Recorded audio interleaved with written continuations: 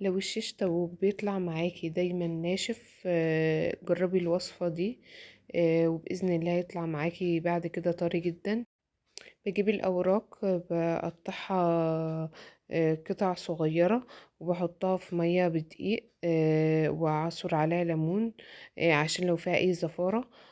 بحضر بقى التتبيلة: بصلة متقطعة مفرومة، وتوم، وبحط عليها شوية لبن، حوالي نص كوباية، أو علبة زبادي، ومعلقتين صلصة وشوية زيت، ومعلقة بهارات شيش، وشوية فلفل أسمر حوالي نص معلقة صغيرة، وبابريكا برضو حوالي معلقة أو نص معلقة حسب الرغبة،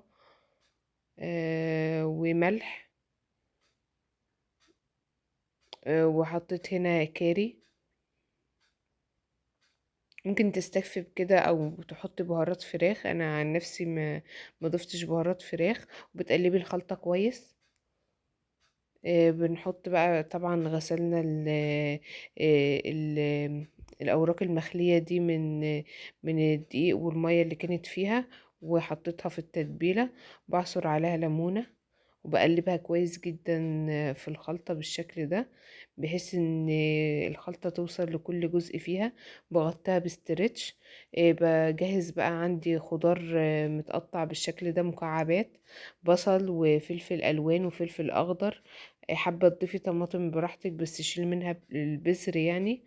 بيكون عندي بكون حطيت الأوراق في التتبيلة حوالي مثلا 4 ساعات، ولو باتت يبقى أفضل.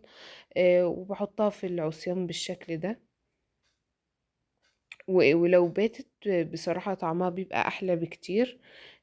وممكن يعني تعملي جزء والجزء التاني تحفظيه في الفريزر. آه، التسوية بقى: بحط العصيان بتاع الشيش على صينية بالشكل ده، وبحط فيها شوية مية، وبحطها على الشبكة في النص على درجة 180 لمدة نص ساعة. وبقلبها كل شوية، وممكن ادهنها زيت، وبعد كده بحطها تحت الشواية 10 دقايق.